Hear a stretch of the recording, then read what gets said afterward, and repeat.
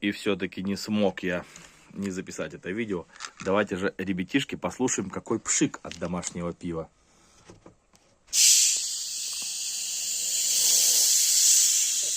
Пшик отличный, отличный пшик. Наливаем. Наливаем.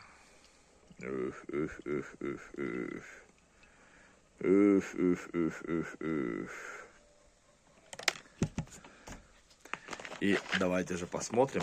Уже вечереет, прохладца такая наступила. Давайте же посмотрим, как пойдет.